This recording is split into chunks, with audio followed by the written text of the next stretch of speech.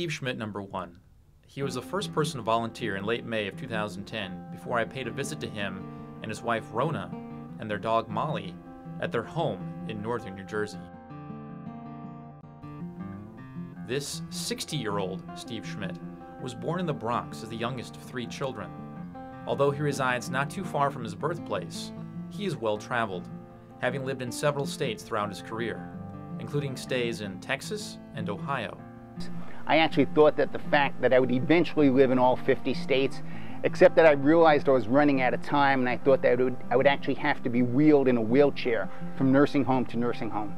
I happened to find him through LinkedIn, something I later found out was by pure luck, given his lack of interest in being part of the social networking scene. As he explains, when he comes home from working as an administrative director of an orthopedics department at a nearby university, he simply has no further need to sit in front of a computer and interact with more people. When I'm at home, I really, I'm very content to just do my own surfing and amuse myself with non-taxing interactions. And, it's just very nice just to do my own floating through the internet.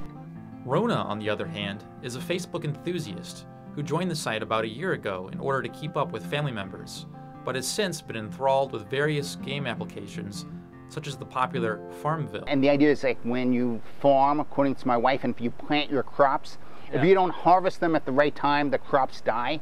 I don't want to have to worry about virtual crops. I'd much rather deal with the real stuff around me, which, again, will die if I don't take it. It's not, but it's different. It's tangible, it's real, it's dealing with real things. Still, he has no problem letting Rona do her online thing. What are you doing today? Okay, I extended my farm. Expanded my farm. Okay. Actually, I bought tickets. I went shopping. I like to do shopping on the internet too. That's her number 1 hobby, I think. Because he established his professional career before the rise of social networks, he feels no need to construct any type of online identity or self-branding. When he was starting out his career, he belonged to a number of professional organizations in order to help create what he calls his work identity.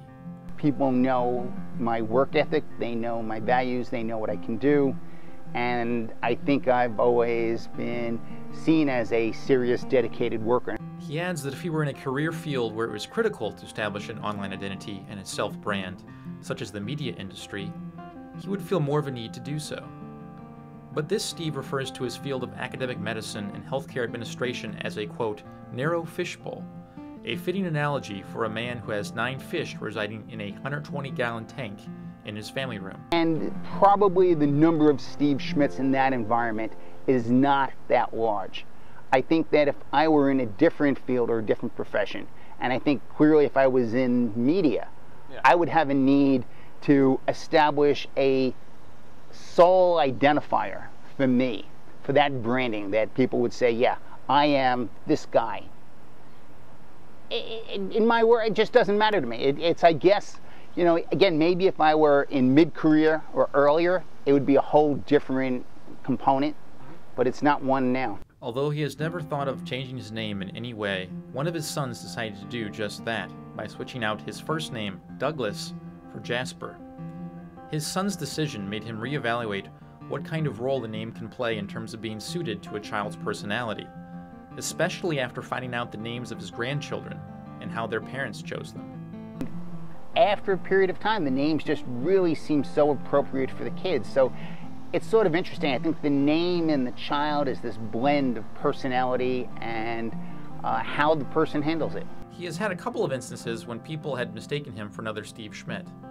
One took place in Beechwood, Ohio, a suburb of Cleveland, where he accidentally received a UPS package of another Steve Schmidt who worked on the same road that he lived on. The package turned out to be part of a Christmas present for the other Steve Schmidt's son. So I talked to the Steve Schmidt, and he was glad that I called him because he had ordered this package, and apparently because it didn't have his company name on the package, when UPS went to deliver it, they couldn't figure out who it belonged to. So he actually came to my office to pick up the package.